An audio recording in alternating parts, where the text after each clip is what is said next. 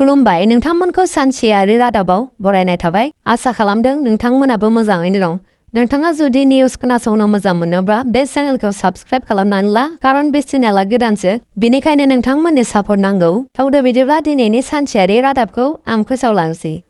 गिबि खौराङावनो दङ irrigation engineer घुस लानानै हमजादों आसामनि मंगलदैनिफ्राय मोनसे गिदिर खौरां फैदों directorate of vigilance and anti कराप्शनआ दै जगायनाय बिफाननि सासे इन्जिनियारखौ घुस लानायनि दायाव खादों खौरां मोननाय बादिब्ला इन्जिनियारा मावख'आरि खामानिनि सोलाय रां बिदोंमोन अजद मोननायनि उनाव भिजिलेन्स हान्जाया ट्रेप अपारेशन खालामो अपारेशननि समाव घुस लानाय समाव दायनिगिरिखौ रंगे आखाइजों हमनाय जायो बेनि सायाव केस होनाय जादों आरो बेनि सायाव नायबिजिरनाया सोलिगासिनो दं नैथि खौराङाव दङ बङाइगावआव सासे आइजोखौ सावनानै फोथैनाय फिसाया खारखोमानानै दं बङाइगावनिफ्राय मोनसे सोमोनांथाव जाथाय जादों होननानै खौरां मोननाय जादों सासे आइजोखौ बिनि फिसाया सावनानै बुथारदों गिबि रिपर्टनि बादिब्ला दायनिगिरिया सन्देह गोनां थासारियाव गावनि बिसिखौ सावना होदों जाथायनि उनाव फिसाया जाथायथिलिनिफ्राय खारलाङो आरो दासान्दि खारखोमानानै दं पुलिसआ जाथाय जायगायाव सौहैनानै नायबिजिरनायखौ जागायदों दायनिगिरिखौ संदाननानै हमनो थाखाय नाजागासिनो दं बे केसआ जायगानि ओनसोलाव दुंहाव थासारि सोमजिहोदों आरो बेनि बांसिन फोरमायथिखौ नेनानै दं थामथि खौराङाव दङ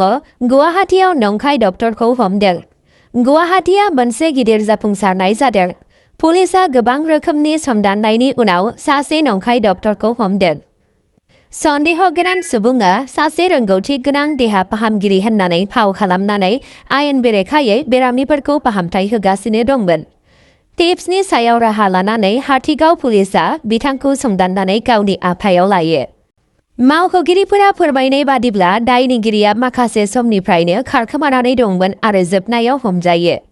पुलिसआ मोनसे केस थिसनदों आरो दासान्दि बिथाङा बेसेबां गोबाव खामानि मावगासिनो दंमोन बेखौ मिथिनो थाखाय आरोबाव नायबिजिरनाया सोलिगासिनो दं ब्रैथि खौराङाव दङ गहपुराव फिसाज्लाखौ बुथारनायनि दायाव बिफाखौ हमदों गहपुरनिफ्राय मोनसे सोमोनांथाव जाथाय जादों जेराव सासे बिफाया गावनि फिसाज्लाखौ बुथारनायनि अजद होदों खौरां मोननाय बादिब्ला सानैनि गेजेराव नांज्लायनायनि उनाव बे जाथाया जादों दायनिगिरि बिफाया फिसाज्लाखौ गाग्लोबनानै जिउ गोमायो पुलिसआ थाबैनो जाथायनि सायाव राहा लायो आरो दायनिगिरिफोरखौ हमनो हायो जाथायनि गुबै जाहोन आरो थासारिखौ मिथिनो थाखाय केस रेजिस्टार खालामनाय जादों आरो जाथायनि गुबै जाहोनखौ मिथिनो थाखाय आरोबाव नायबिजिरनाया सोलिगासिनो दं बे सोमोनांथाव जाथाया ओनसोलनि थागिबिफोरनि गेजेराव जिंगा सिखांनाय सोमजिहोदों बाथि खौराङाव दङ सिलचराव 20 कोटी रांनि शेयार मार्केट थगायनायनि दायाव बीटेक ग्रेजुवेटखौ खादों सिलचराव मोनसे गिदिर थगायनायनि केसआ सोराङाव फैदों 20 कोटी रांनि शेयार मार्केट स्केमजों लोब्बा थानाय सासे बीटेक ग्रेजुवेटखौ पुलिसआ खादों खौरां मोननाय बादिब्ला दायनिगिरिफोरा शेयार मार्केटआव रां थिसननायनि गेजेरजों गोबां मुलाम्फानि खोथा होनानै गोबां सुबुंफोरखौ थगायदों गोबां अजद मोननायनि उनाव पुलिसआ नायबिजिरनायखौ जागायो आरो दायनिगिरिफोरखौ नागिरो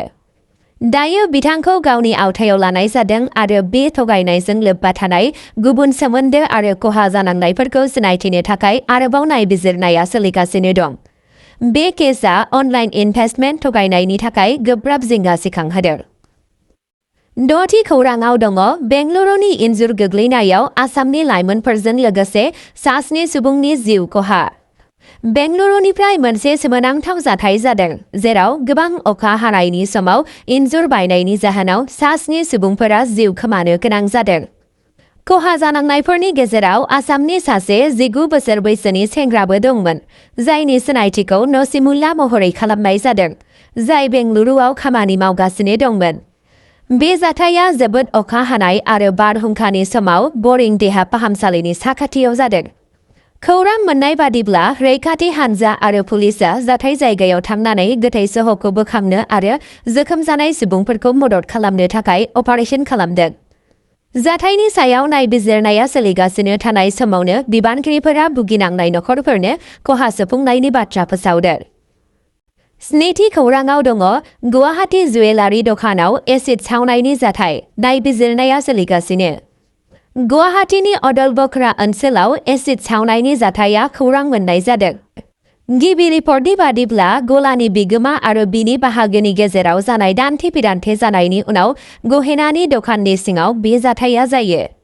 दाङाबाजिनि समाव दखाननि सिङाव दोननाय एसिडआ गाग्लोबजानाय सुबुंनि सायाव गोग्लैना जोखोम जायो। नाथाय पुलिसआ बुङो दि बियो गाग्लोबनाय ना जाब्रबथाय बेनि सायाव दासिम जेबो रोखा जायाखै। जोखोम जानाय सुबुंखौ फाहामथाय होनो थाखाय गुवाहाटी मेडिकेल कलेज आरो देहा फाहामसालियाव थिसननाय जादों। जाथायनि गुबै जाहोनखौ मिथिनो थाखाय पुलिसआ नायबिजिरनायखौ जागायदों। नोंथांमोना भिडिअखौ नायनानै मोजां मोनदोंब्ला